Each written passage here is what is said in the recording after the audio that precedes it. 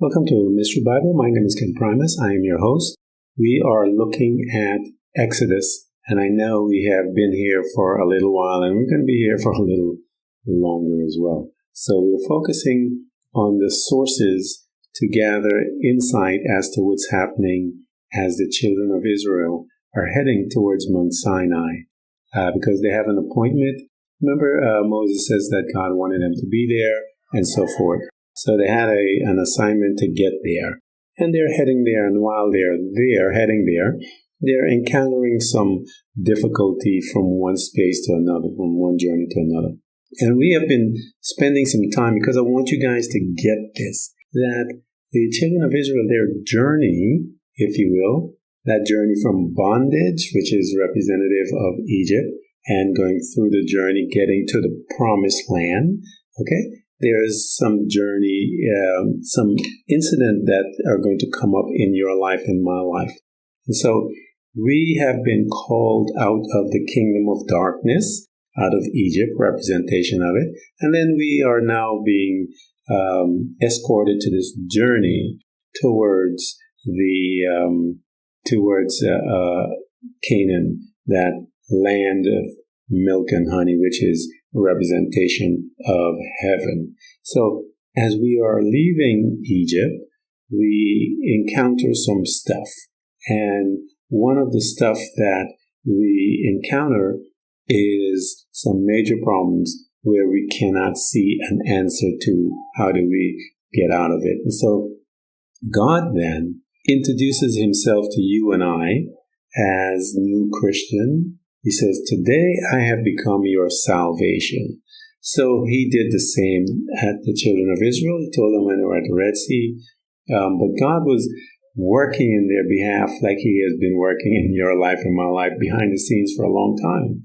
And when he called us out, and now he is calling you and I to have a relationship with him, he states on the onset, "Today I have become your salvation." So he's introducing us to himself as our source. He is the one. I've done a study that showed that the Bible tells us that salvation belongs to God and deliverance also belongs to him. So those two areas is his responsibility. And so ours, we've been discussing it, is the walk of faith. Because how is he trying to teach us about this? Because the Bible tells us in Romans that his plan was from faith to faith. And so, meaning when you say faith to faith, means that from one situation to another, with the concept and the belief that today I have become your salvation. So if God is our salvation, our source of deliverance and salvation, we ought to be going to him. And so we're seeing this relationship with the children of Israel, how they're going to him, how Moses is going to him and stuff like that. And that is what we are looking at because it really means something when it comes to our personal walk with God. Now, we are looking at Exodus. Someone had made mention to me that I missed a major part of it. So I'm going to go back and deal with it because I don't want to miss anything. And we're going to look at that situation from the Bible first, and that's chapter 16. And there's some stuff that took place with the manna from heaven. Some things were instituted, and we are going to begin to see certain ways by which God now is going to communicate with his folks as a result of our behavior, our attitudes, and all those things. So we are going to pick up in chapter 16 in Exodus. We're going to also look at briefly Josephus. We're going to look at the book of Yasher, and then we are going to try and take a peek at the legend of the Jews in dealing with this same situation, but we're going to kind of rush it, if you will. And they took their journey from Elim, and all the congregation of the children of Israel came unto the wilderness of Sin, which is between Elim and Sinai, on the 15th day of the second month after their departing out of the land of Egypt. So they've been month number 2 out of Egypt. And the whole congregation of the children of Israel murmured against Moses and Aaron in the wilderness, and the children of Israel said unto them, Would to God that we would die by the hand of the Lord in the land of Egypt, when he sat by the flesh pot, and when we did eat bread to the full. For you have brought us forth into this wilderness to kill the whole assembly with hunger. Man, now I'm telling you, this is us, guys. And so we have to be humble before God. We see that these guys, the first set of problems, they reverted back to that mindset of a slave.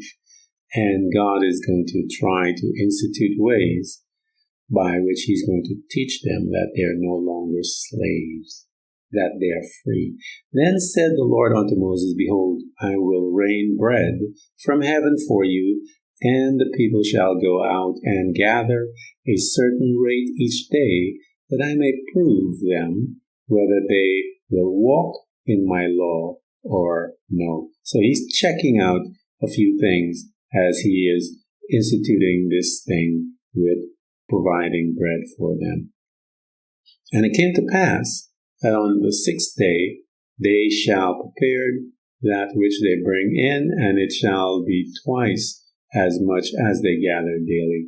And Moses and Aaron said unto the children of Israel, At evening then you shall know that the Lord has brought you out from the land of Egypt. So he's giving them some instructions, if you will.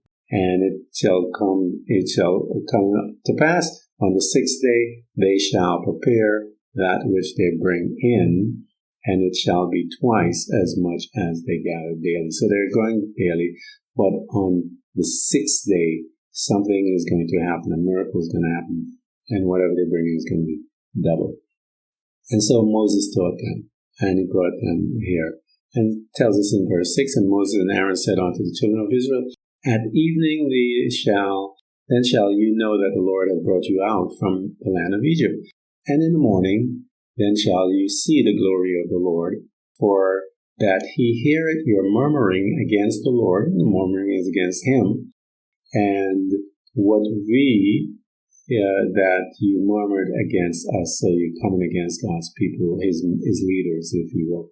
And Moses said, This shall be when the Lord shall give you in the evening flesh to eat, and in the morning bread to full. And the Lord heareth your murmuring, which you murmured against him, and what are we? Your murmuring are not against us, but against the Lord. So they are complaining against God. The Bible calls it in the book of Hebrews, the great quarrel. And we're seeing why this great quarrel, what it was.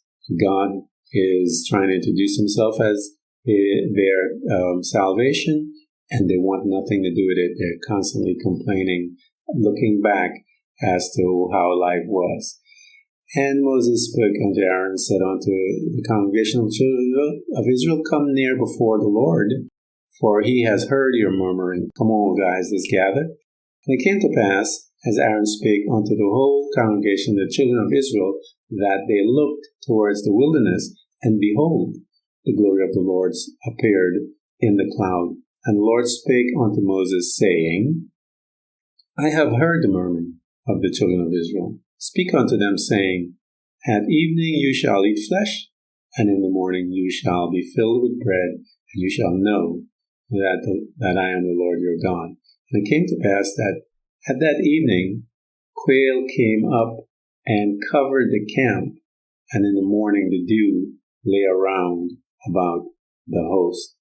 And when the dew lay around was gone up, behold, upon the face of the wilderness there lay a small round thing, as small as the whole force of the ground. And when the children of Israel saw it, they said to one another, It is manna, for they wist not that it was. And Moses said unto them, This is the bread which the Lord has given you to eat. And he said morning and evening. This is the thing which the Lord has commanded, gather of every man according as he is eating, and omer for every man according to the number of persons. Take you every man from them which are in the tent. And the children of Israel did so, and gathered some more, some less. And when they did met it with an omer, he that gathereth much had nothing over, and he that gathered little had no lack.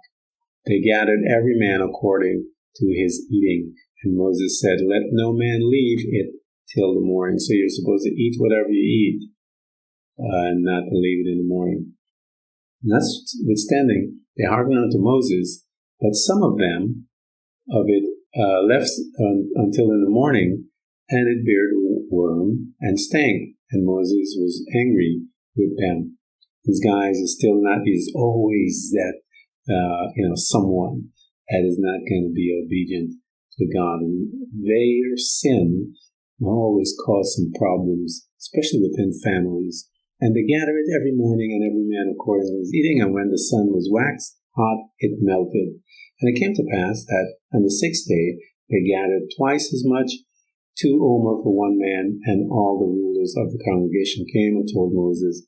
And he said unto them, this is that which the Lord has said, tomorrow is the rest, the holy day. So God is now instituting the Sabbath, the day of rest, with these folks. He's now telling them that he's going to teach them about the Sabbath day and all of how to respect this Sabbath day.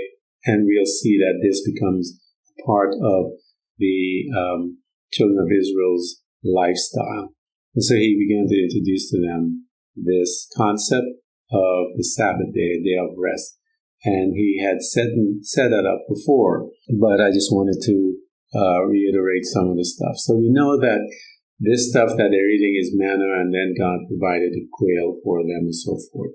So let's go back, because I said that because I want to take you into other aspects of this particular story, because again, it was brought to my attention and I didn't deal with it. So let's deal with it.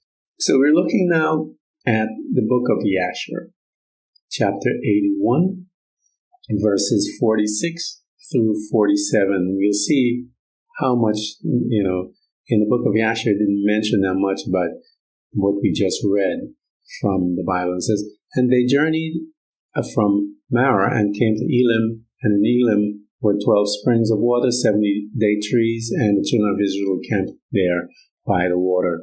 And they journeyed from Elim and came to the wilderness of Sin on the 15th day of the 2nd month after the departure from Egypt. We got that information also in the Bible. And at that time, the Lord gave the manna to the children of Israel to eat, and the Lord caused food to rain from heaven for the children of Israel by day. And the children of Israel ate the manna for 40 years, all the days that they were in the wilderness, until they came to the land of Canaan to possess it. They came to the promised land. So God is going to feed you and I. Man shall not live by bread alone, but by every word that proceeded out of the mouth of God. So this shows us that God is going to feed you and I, provide for us until we get to heaven, and he cannot help it. And so we see that these guys, that's all that is mentioned in the book of Yashar concerning this situation. Now, the legend of the Jews has quite a lot to say about it, which makes sense. And also in Josephus, he has some mentions about it, but let's read his because it's so much shorter than the legend of the Jews. And so we are in book 3, I believe. And so let's read that, Josephus. It says, but presently after the first supply of food, he sent them a second, for as Moses was lifting up his hand in prayer, the dew fell down, and Moses, when he found it stick to his hand, supposed that this was also come from food from God to them. He tasted it, and perceiving that the people knew not what it was, and thought it snowed, and that it was what usually fell at the time of the year, he informed them that this dew did not fall from heaven after the manner they imagined, but came for them preservation and substance. So this food, he's telling them, this is for our, to preserve us and to sustain us. So he tasted it, and gave them some of it, and that they might eat and be satisfied what he told them. They also imitated their conductors and were pleased with the food, for it was like honey in sweetness and pleasant taste. So this thing that manna gives us a little more taste, a little more explanation of what it was from Josephus, the historian.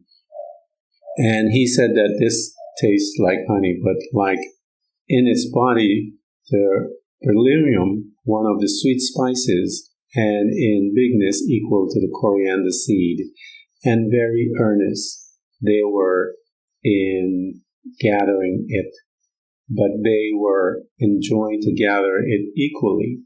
And so again, he is explaining to them what we saw and heard. And so this food now, they had made use of this food for 40 years, as long as they were in the wilderness. And that's how verse 6 ends.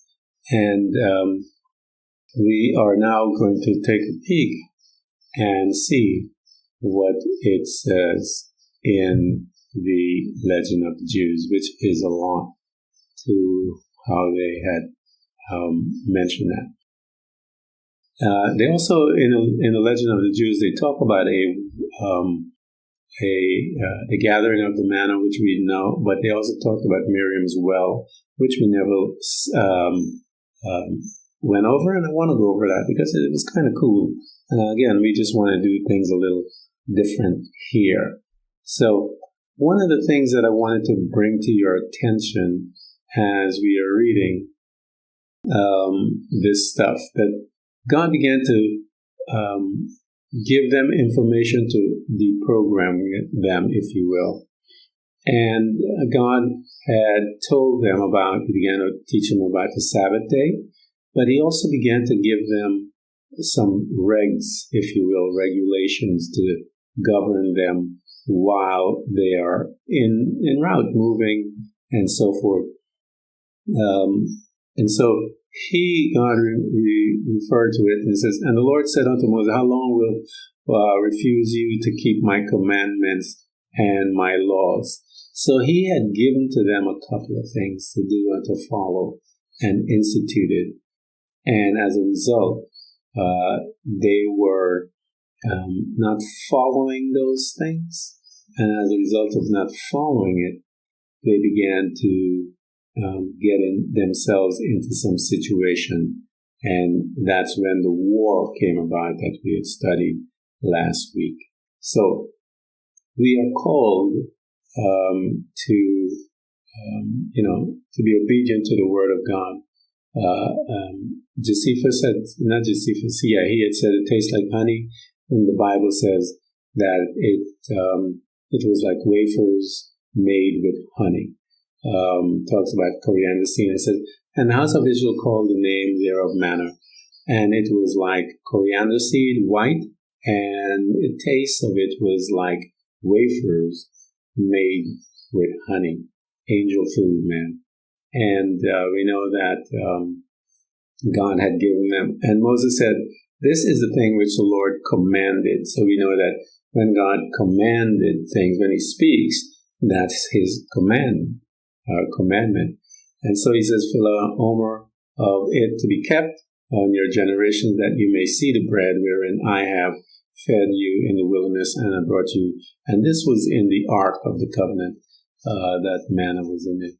And Moses said unto Aaron, "Take a pot and put an omer full of manna therein, and lay upon it before the Lord, and lay it up before the Lord to be kept for your generations. And as the Lord commanded Moses, so Aaron laid it up before the testimony to be kept.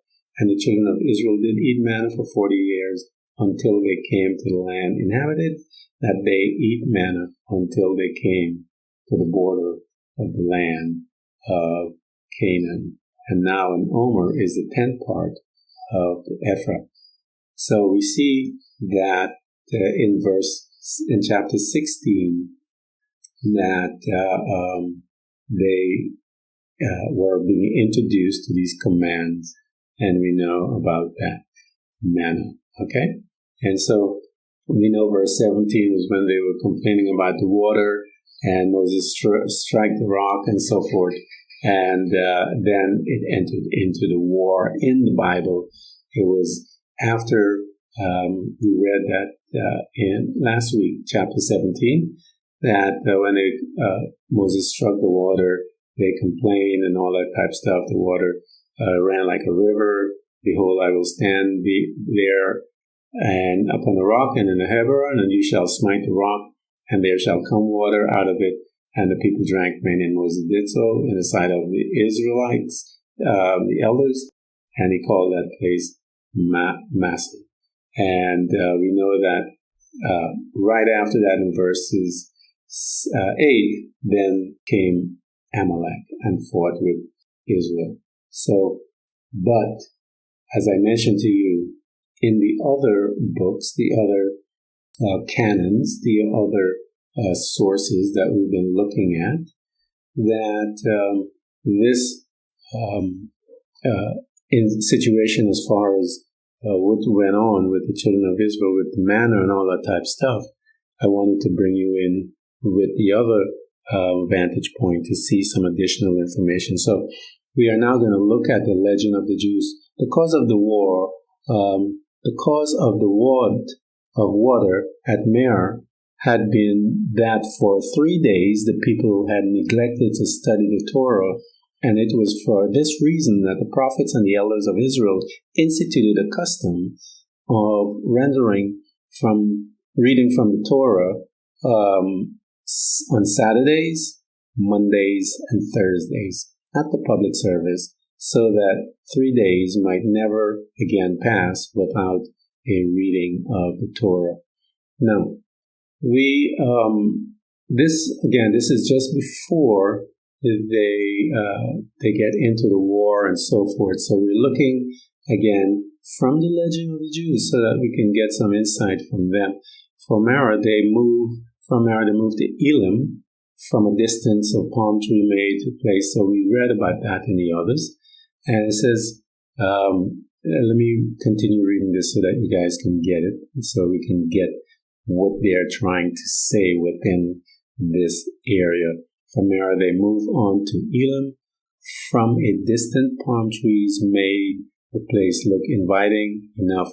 But when the people came close, they were again disappointed that there were more than 70 palm trees, and there was a stunned growth owing to a lack of water. We read about that. For in spite of the presence of the 12 wells of water, very important, 12 of water, the soil was barren and sandy, that the wells were not sufficient to water it. Here again, the marvelous intercession of God in favor of the faith of Israel is shown, for the scant supply of water at Elim, which had hardly suffered for 70 palm trees, satisfies 6 mer of the wandering people that stayed there for 7 days. So God provides for his people, even though we are crazy. The men of understanding could, at this place, see a clear allusion to the fortune of the people. For there are 12 tribes of people, each of which, if it proves God's fearing, will be a well of water, insomuch as it pity will constantly and continually bring forth beautiful deeds. The leaders of the people, however, are 70, and they recall the noble palm trees, for in the outward appearance as well as in its fruit, it is the most beautiful of trees, whose seed of life does not lie very deep into the roots, as with other palms, but soar high, set like the heart in the midst of its branches, by which it is surrounded as a queen under the protection of her bodyguards. The soul of him who has tasted pity possesses a similar spirit. It has learned to look up and ascend, and itself ever busy with spiritual things and the investigation of divine beauty, disdain earthly things, and consider them only as childish play, wherein that aspiration alone seems serious. And so we are looking at this, the legend of the Jews, just to gather some more information concerning this stuff. So these men of understanding, they got some insight concerning these 12 wells. It was at Edom, where the creation of the world, God had made the 12 wells of water and the 70 palm trees to correspond to the 12 tribes and the 70 elders of Israel, that Israel first took up the study of the law, for there they studied the law given them at Marah. So something was given to them in Marah that they call the law. But as we see, that they didn't even get to where they need to be yet. And so we are going to have some fun with this. So let's, so we know then, I'm going to make this quick as far as the legend of the Jews. They entitled one of the chapters, The Heavenly Food, and we know that that's the manna from heaven. We know what it tastes like. We know what it, the flavor of it and so forth. The gathering of the manna, we talked about that.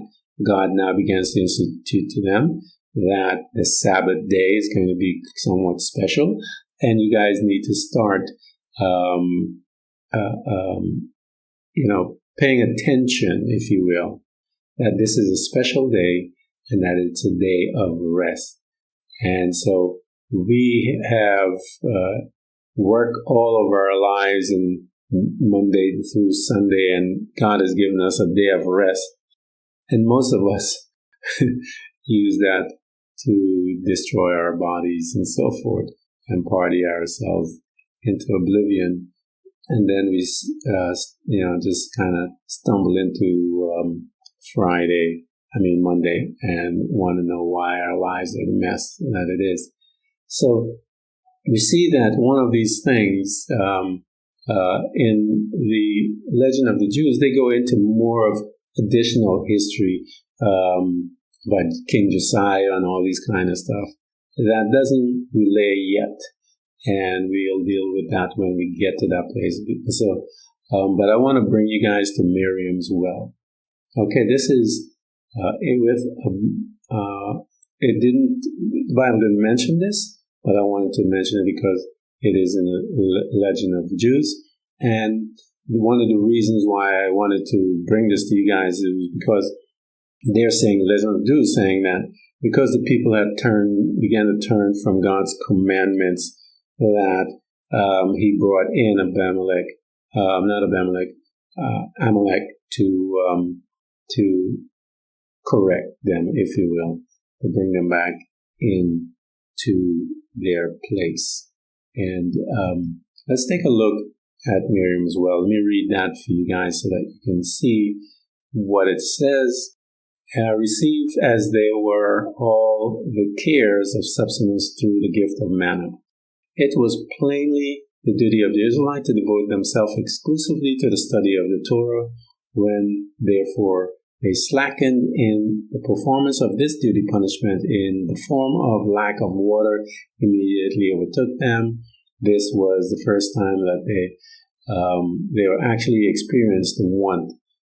for a matter nothing more than alarm that this need might come upon them, had caused them to murmur and complain. In their distress, they once more reasonably cast reproach upon their leader and disputed with him, saying, Wherefore is this children that thou hast brought us up out of Egypt to kill us and our children and our cattle of thirst?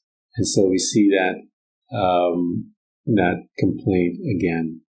Again, guys, this attitude, man. So God begins to deal with them with this. In spite of the injuries they had done him, Moses prayed to God. This is when they came after him, and they wanted to kill him, as you said. And so it says, in spite of all of that, Moses prayed to God that he might aid them in their distress and also stand by him. O Lord of the world, said he, I am surely doomed to die. Thou biddest me not to be offended with them, but if I obey your word, I shall surely be killed by them. And so you and I will always have this. And so while we're in this kingdom, we have choices to be obedient to God or not. And God, however, replied, try thou to act like me.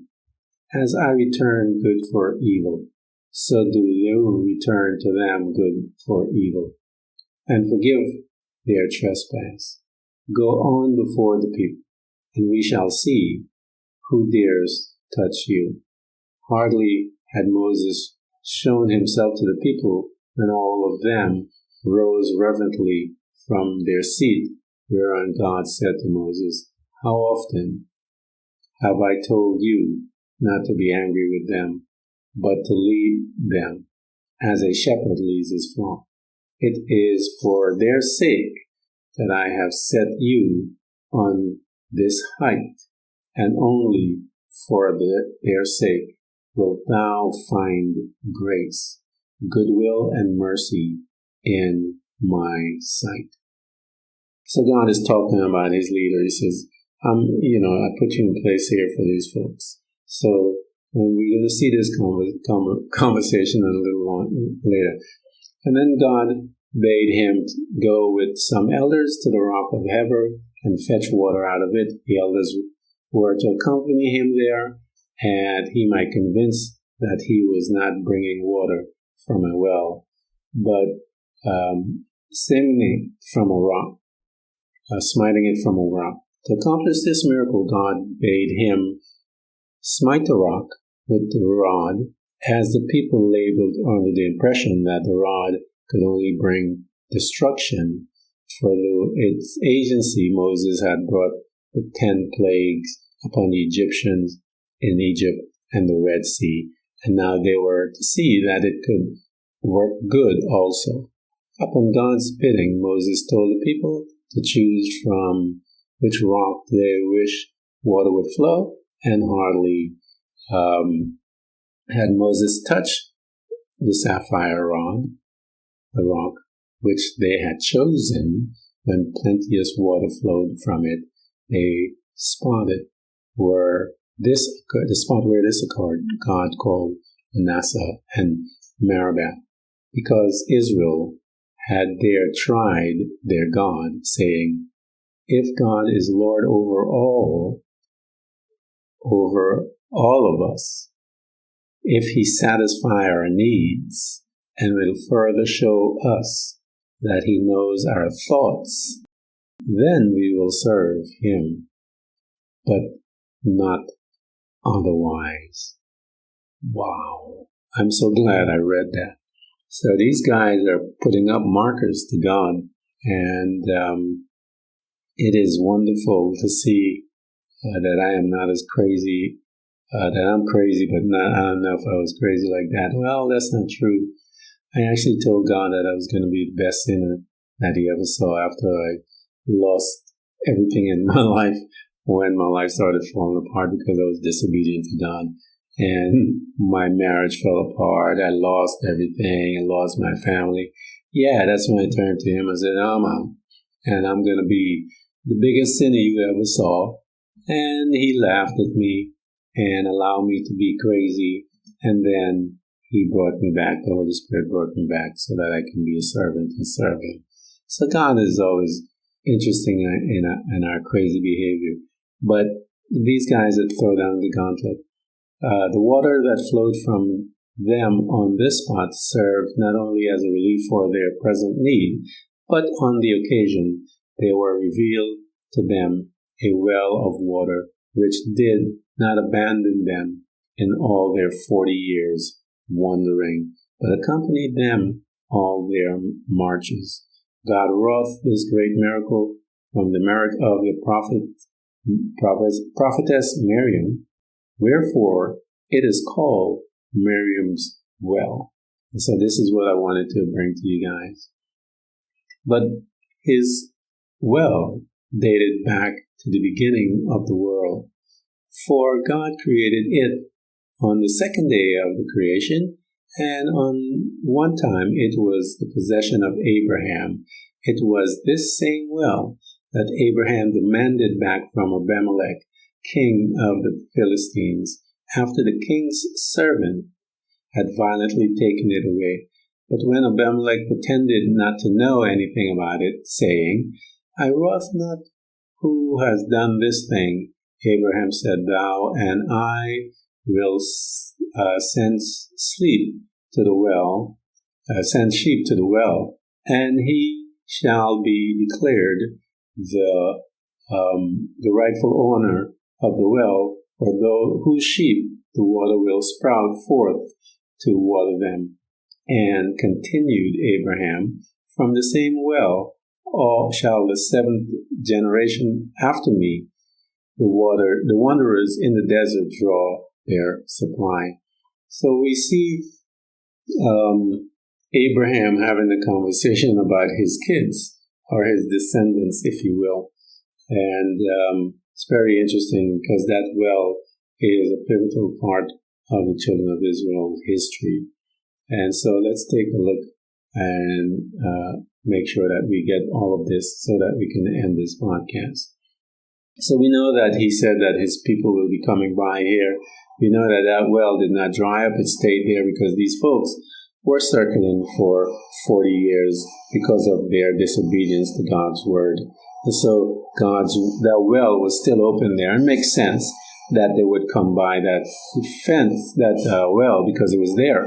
And so God kept his word, kept it open so that he doesn't have to,